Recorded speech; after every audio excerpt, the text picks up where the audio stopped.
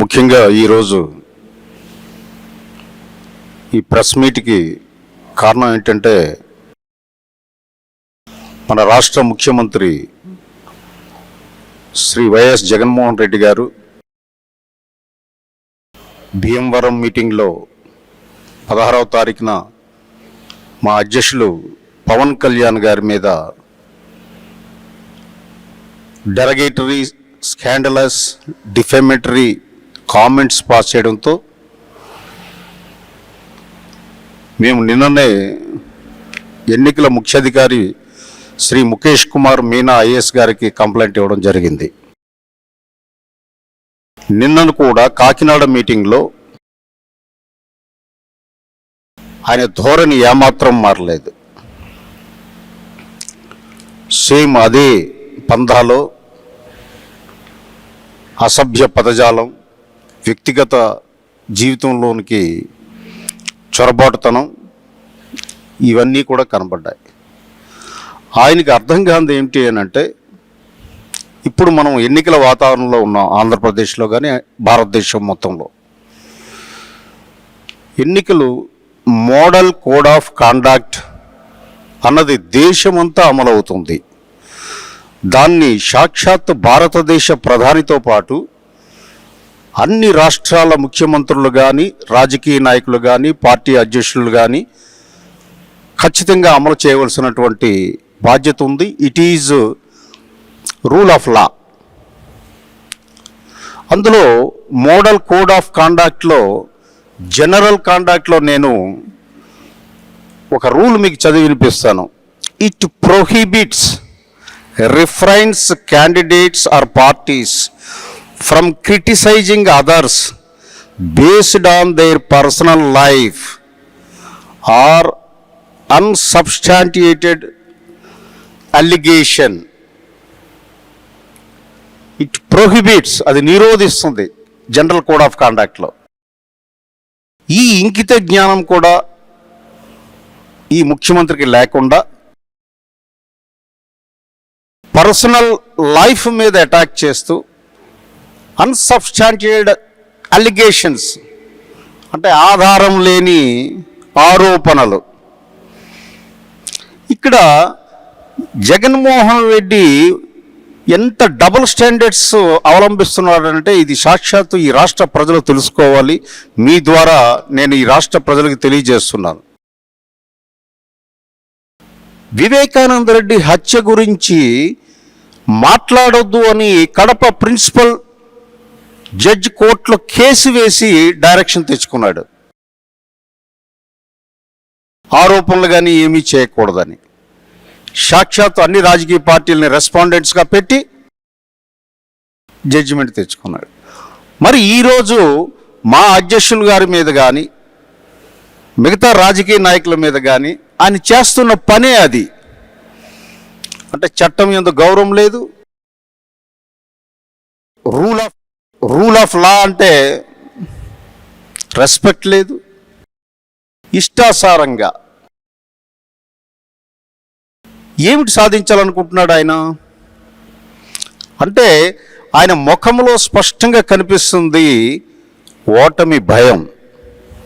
ఆ ఓటమి భయంలోంచి వచ్చే మాటలు ఒక రకంగా దీన్ని సంధి ప్రలాపన అంటారు.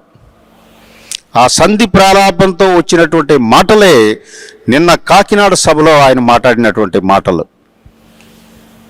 పొత్తుల గురించి ఇష్టాసారంగా మాట్లాడతారు అనేక సందర్భాల్లో. భారతదేశ ప్రజాస్వామ్య దేశం. ప్రజాస్వామ్య దేశంలో అనేక రాజకీయ పార్టీలు ఉంటాయి. సైద్ధాంతిక దృష్ట్యా, పరిస్థితుల దృష్ట్యా రాజకీయ పార్టీల మధ్య పొత్తు ఏర్పాటు చేసుకోవడం అన్నది భారతదేశ ప్రజాస్వామ్యంలో ఉన్నటువంటి ఒక ప్రక్రియ. అది భారతదేశం ఏర్పడి నుంచి జరుగుతుంది. ఈయనెవరు క్వశ్చన్ చేయడానికి? మీరు ఎలా పొత్తు పెట్టుకుంటారని క్వశ్చన్ చేయడానికి? అంటే ఈయనకి స్థాయి లేదు. నువ్వు కూడా ఒక రాజకీయ పార్టీయే. రెండవది, పవన్ కళ్యాణ్ గారు అనేక సందర్భాల్లో చెప్పారు, ఎవరైనా పొత్తు పెట్టుకుంటే లబ్ధి కోసం పొత్తు పెట్టుకునే సందర్భాలు ఈ దేశంలో అనేక రాష్ట్రాల్లో మనం చూసాం. కానీ ఆంధ్రప్రదేశ్లో ఈ ఈ 2024 సంవత్సరంలో పొత్తుల ప్రక్రియని మనం పరిశీలించినట్లయితే పవన్ కళ్యాణ్ గారు ఈ పొత్తుల్లో ఏ పార్టీ అయినా లబ్ధి పొందడానికి చూస్తుంది పొత్తులో. కానీ పవన్ కళ్యాణ్ గారు ఈ రాష్ట్ర ప్రజలు లబ్ధి పొందాలి, ఈ రాష్ట్ర ప్రజలు నలిగిపోతున్నారు, అరాచకం రాజ్యమేలుతుంది, ఈ ప్రభుత్వం కానీ మళ్ళీ వచ్చినట్లయితే ఈ రాష్ట్ర ప్రజలు సమిధులైపోతారు, రాష్ట్ర ప్రజల సంక్షేమ దృష్ట్యా తన నష్టపోయినా రాష్ట్ర ప్రజలు గెలవాలనే ఉద్దేశంతో పొత్తు పెట్టుకున్నారు. That is the beauty of this alliance. కించిత్ కామన్ సెన్స్ లేకుండా లాజిక్, ఈ పొత్తులు వెనక ఉన్న లాజిక్, పవన్ కళ్యాణ్ గారి ఆలోచన విధానం కానీ అర్థం చేసుకోకుండా పొత్తుల మీద కామెంట్ చేసి, అలాగే ఆయన పర్సనల్ లైఫ్ మీద దాడి చేస్తూ తద్వారా సానుభూతి పొందాలి అన్నటువంటి ఒక దుర్మార్గపు ఆలోచన కుట్రకి తెరతీశారు సాక్షాత్ ఈ రాష్ట్ర ముఖ్యమంత్రి వైఎస్ జగన్మోహన్ రెడ్డి. ఇది తీవ్ర గర్హనీయము, ఆమోదయోగ్యం కాదు. దీని మీద చీఫ్ ఎలక్షన్ కమిషనర్ గారిని మరొకసారి మీ మీడియా ద్వారా మేము కోరుతున్నాం, తక్షణమే నిరోధించాలి ఆయన్ని. It will create a hatred environment in the politics. ప్రజలు నష్టపోతారు. జనరల్గా ఎక్కడైనా సరే, ఏ పార్టీలోనైనా సరే, మనకి ఎన్నికల వాతావరణంలో, ఎన్నికల ప్రజాస్వామ్యంలో ఏ పార్టీలైనా తన సిద్ధాంతాలు, భావజాలాలు చెప్పుకోవాలి. అధికారంలో ఉన్న పార్టీ తను చేసే కార్యక్రమాలు, ప్రోగ్రామ్స్ గురించి చెప్పుకోవాలి. అది చెప్పే చేత కాదు ఈ ముఖ్యమంత్రికి. కేవలం ఒకే ఒక మాట చెప్తాడు, 130 సార్లు బటన్ నొక్కాను, 2,75,000 కోట్లు డీబీటీ ద్వారా పంచాను. ఇది తప్ప ఆయన దగ్గర ఏ సమాచారం లేదు. ఈ రాష్ట్రంలో పెత్తందారులు, పేదవాళ్ళకి మధ్య యుద్ధం అని చెబుతాడు. ఎంత హాస్యాస్పదం అంటే, మీ ముందుకు తెస్తున్నాను, ఆయన అగ్రికల్చర్ స్కీమ్స్ కొన్ని అనౌన్స్ చేయడం జరిగింది గతంలో. వాటి పరిణామాలు ఏంటి, వాటి దిశ ఏమిటన్నది మీ ముందుకు తెస్తున్నాను ఈ రాష్ట్ర ప్రజలకు తెలియజేయడానికి. వైఎస్ఆర్ జగనన్న శాశ్వత భూమి హక్కు భూరక్షా స్కీమ్ అని ఏప్రిల్ 22, 2021 తెచ్చారు. ఇది ఎంత హాస్యాస్పదం అంటే, భూమి సర్వే చేసి దాని శాశ్వత హక్కు ఇస్తారు. దీనికి పట్టాదారు పాస్ పుస్తకం ఉంది, రికార్డ్ ఆఫ్ రైట్స్ ఉంది, ఆల్రెడీ చట్టాలు ఉంటుండగా నువ్వు కొత్త చట్టం తెచ్చావు. దీని వెనక ఉద్దేశం ఏమిటి అని అంటే, ఈరోజు ఆంధ్రప్రదేశ్లో అందరు రైతులు అడుగుతున్నారు, నా భూమి పట్టా పుస్తకం మీద ఈయన బొమ్మ ఏంటి, ఈయన ఇస్తున్నాడు ఆ భూమి నాకు. జనరల్గా గవర్నమెంట్ సర్టిఫికేట్ కానీ గవర్నమెంట్ అథారిటీ ఇచ్చిన దాని మీద ఏమిటంటే రాజముద్రిక ఉంటుంది. 3 సింహాల బొమ్మ మనందరికీ తెలుసు, అది రాజముద్రిక అంటారు. దాని బదులుగా ఆయన బొమ్మ వేసుకొని ఈ పట్టాదారు పాస్ పుస్తకాలు ఇవ్వడం అన్నది, దీని వెనక ఉద్దేశం ఏమిటి? ఎన్నో తాతల దగ్గర నుంచి వచ్చినటువంటి వంశ పారంపర్యంగా అనేక జనరేషన్స్ నుంచి ఉన్న భూమికి ఈయన బొమ్మ వేసుకోవడం, ఇది ఒక కుట్రకి తెరలేపాడు. ఇక రెండవది, వైఎస్ఆర్ 0 వడ్డీ స్కీమ్ అని ఒకటి పెట్టావు, అది కూడా ఏప్రిల్ 20, 2021. దీని పరిస్థితి ఏంటి, ఇది చెప్పండి జగన్మోహన్ రెడ్డి గారు. ఈరోజు ప్రజలకి 0 వడ్డీ స్కీమ్లో మీరు స్మాల్ ఫార్మర్స్కి 1 lakh క్రాప్ లోన్స్ ఇచ్చి 1 yearలో మళ్ళీ కలెక్ట్ చేసుకొని మళ్ళీ రికరింగ్గా ఇవ్వాలన్న ఉద్దేశంతో పెట్టారు. పెట్టిన ఉద్దేశం మంచిదే. ఎంతమందికి ఇచ్చారు, ఎంతమంది లబ్ధి పొందారు, అది చెప్పండి ఈ రైతులకి. చెప్తే తెలుస్తుంది ఈ రైతులకి మీరు ఎంత ద్రోహం చేశారో. అది చెప్పలేకుండా పవన్ కళ్యాణ్ గారు పెళ్ళిళ్ళ గురించి, పవన్ కళ్యాణ్ గారు నియోజకవర్గాలు మారడానికి గురించి మాట్లాడడం సబబు కాదు, హాస్యాస్పదం. మీకంటే పులివెందుల తాటి ఇంకెక్కడ పోటీ చేసే గట్స్, దమ్ము, ధైర్యం లేదు. కానీ పవన్ కళ్యాణ్ గారికి ఈ రాష్ట్రంలో ఏ నియోజకవర్గంలో నుంచి పోటీ చేసే దమ్ముంది, ధైర్యం ఉంది, గట్స్ ఉంది. అది అర్థం చేసుకోండి. అది స్ట్రెంగ్తే కానీ వీక్నెస్ కాదు. జగన్మోహన్ రెడ్డి గారు, మీ పులివెందులు దాటితే మీరు పనికిరారు. ఆల్రెడీ మీ అమ్మగారు విశాఖపట్నంలో ఎంపీగా పోటీ చేసి తీవ్రమైనటువంటి ఓట్ల తేడాతో ఓడిపోయారు. అది రుజువైంది. మీ కుటుంబం పులివెందుల పులివి నువ్వు, అంతే. అక్కడ దాటితే నువ్వు దేనికి పనికిరావు. అది అర్థమవుతుంది. అలాగే జగనన్న జీవ క్రాంతి స్కీమ్ అంటే దీన్ని మనకి చాలా కబుర్లు చెప్పాడు ఆయన. December 10th, 2020లో పెట్టాడు ఈ స్కీమ్. దీని ప్రకారం ఏమిటి అని అంటే ఎస్సీ, ఎస్టీ, బీసీ మహిళలకి ఎంపవర్మెంట్ ఇవ్వడానికి నేను పెడతాను ఈ స్కీమ్ అని చెప్పారు. దీనివల్ల ఏంటంటే మేకలు, గొర్రెల పెంపకం లేడీస్కి అప్పచెప్పి వాళ్ళలో ఎంపవర్మెంట్ తీసుకొస్తానని చెప్పి దీనికి ఫస్ట్ ఫేజ్లో 20,000 యూనిట్లు, ఒక యూనిట్కి 15 మేకలు ఉంటాయి, గొర్రెలు ఉంటాయి. సెకండ్ ఫేజ్లో 130,000 యూనిట్లు ఇస్తానని చెప్పాడు. థర్డ్ ఫేజ్లో బై ఎండ్ ఆఫ్ 2021కి 90,000 యూనిట్స్ ఇస్తామన్నారు. ఎన్ని యూనిట్లు ఇచ్చారు? ఇదంతా గమనిస్తున్నారు. అంటే పేపర్ మీద మీరు చాలా చెప్పారు. ఇవన్నీ మీరు చెప్పుకోండి మీ ప్రచారంలో. ఇంతమంది నేను మహిళలని ఎంపవర్ చేశాను, ఆర్థిక స్వావలంబనత చేశాను అని చెప్పుకుంటే ప్రజలు హర్షిస్తారు. కానీ పవన్ కళ్యాణ్ గారి వ్యక్తిగతం మీద పెడితే మిమ్మల్ని ఏం హర్షించరు. తర్వాత ఫ్రీ క్రాప్ ఇన్సూరెన్స్ స్కీమ్ అని పెట్టారు. సర్ప్రైజింగ్గా మీడియా మిత్రుల ద్వారా ఈ రాష్ట్ర ప్రజలకు తెలియజేస్తున్నాను. ఈ క్రాప్ ఇన్సూరెన్స్ అన్నది అనేక ఒడిదుడుకులతో నడుస్తుంది ఈ రాష్ట్రంలో. మొట్టమొదటిసారి చాలా పంటలకి, మామిడికి తీసేశారు. మనకి దగ్గరలో ఇది గుంటూరు జిల్లా ఉన్నటువంటి మిర్చికి తీసి పాడేశారు. ఎందుకు తీశారు అన్నది కారణం లేదు, సహేతుకత లేదు, లాజిక్ లేదు. అలాగే క్రాప్ ఇన్సూరెన్స్ కట్టవలసిన ప్రీమియం కట్టలేదు. ఎన్ని ఎకరాలకు కట్టారు? క్లెయిమ్స్ ఎన్ని వచ్చాయి? చెప్పండి ప్రజలకి, రాష్ట్ర ప్రజలకి, రైతులకి మీరు ఎంత మోసం చేస్తున్నారో తెలుస్తుంది. అంతేగాని మీరు పనికి మాలిన మాటలు మాట్లాడి ప్రజల్ని తప్పుదో పట్టించడానికి ప్రయత్నం చేయకండి. ప్రజలు గమనిస్తున్నారు. ఇంకో సర్ప్రైజింగ్ వైఎస్ఆర్ జలకళా స్కీమ్.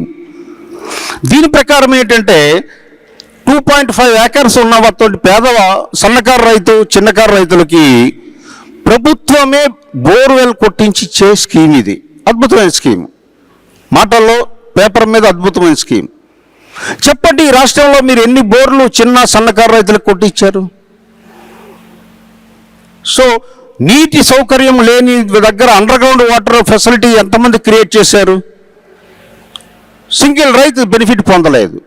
అంటే మాయ మాటలు చెప్పి స్కీమ్లు అనౌన్స్ చేసి ప్రజల్ని మభ్యపెట్టి ఏదో చేస్తున్నాను ఈ రాష్ట్రంలోని చెప్పడం కేవలం 130 బటన్లే.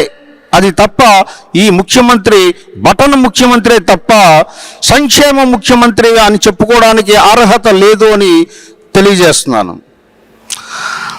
అలాగే రైతు రక్షా స్కీమ్ అని ఒకటి పెట్టారు. అంటే ఎవ్రీ ఫార్మర్కి పెర్ ఏకర్ 5,000 అప్ టు 10,000 ఇచ్చేటట్టు స్మాల్ అండ్ మార్జినల్ ఫార్మర్స్కి. ఎంతమందికి ఇచ్చారు మీరు? అంటే పెట్టేటప్పుడు చాలా మంచి ఉద్దేశంతో పెట్టారు అని అందరికీ చెప్పుకొని తర్వాత దాన్ని నిర్వీర్యం చేసేసి ఇవన్నీ చెప్పలేక వ్యక్తిగత దాడులు చేస్తున్నారు. ఇంకో సర్ప్రైజింగ్ ల్యాండ్ టైటిలింగ్ యాక్ట్ 2023 తెచ్చారు. మీ అందరికీ తెలుసు.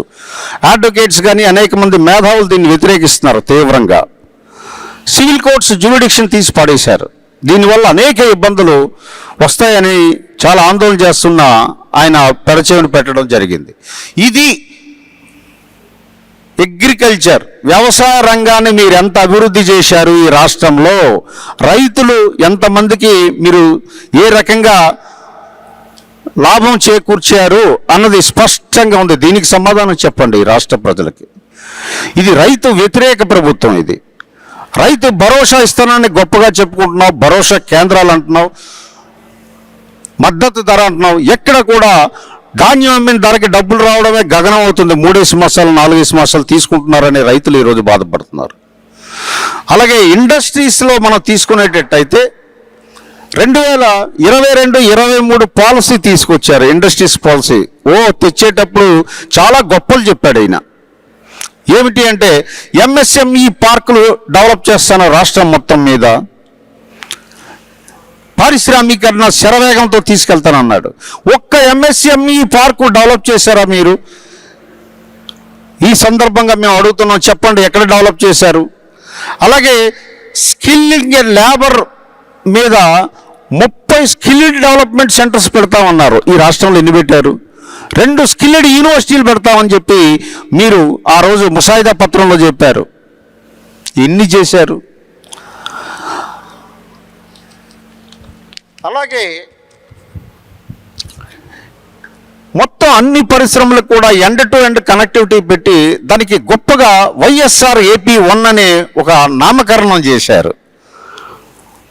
ఇదంతా ఏమిటంటే ఆరంభ సూరత్వం మాత్రమే. జగన్మోహన్ రెడ్డి గారి పరిపాలన, స్కీమ్స్ కానీ ఈ రంగాలన్నింటినీ కూడా ఆరంభ సూరత్వం చేసేది ఏమీ లేదు.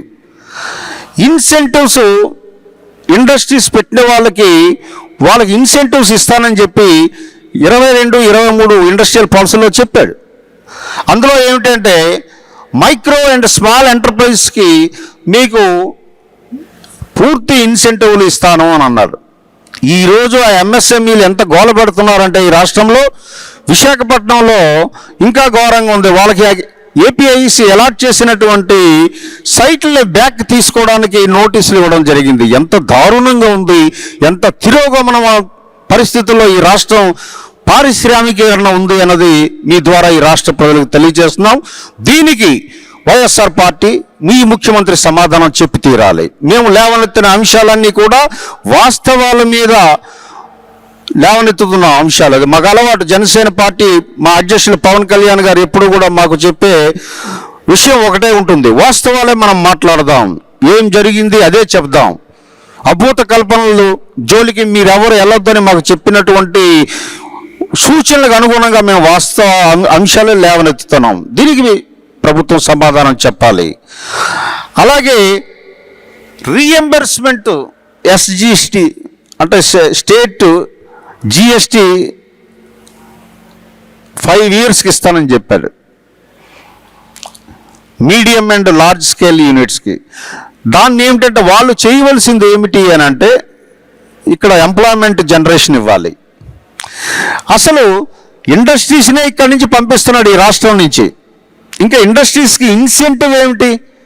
ఆ క్వశ్చనే లేదు. తద్వారా ఎంప్లాయ్మెంట్ లేదు. చివరికి ఎలా ఉందంటే ఆంధ్ర రాష్ట్ర పరిస్థితి, ఈ రాష్ట్రంలో నిరుద్యోగం పర్సంటేజ్ 24కి చేరింది, దేశంలోనే ప్రథమ స్థానంలో ఉంది.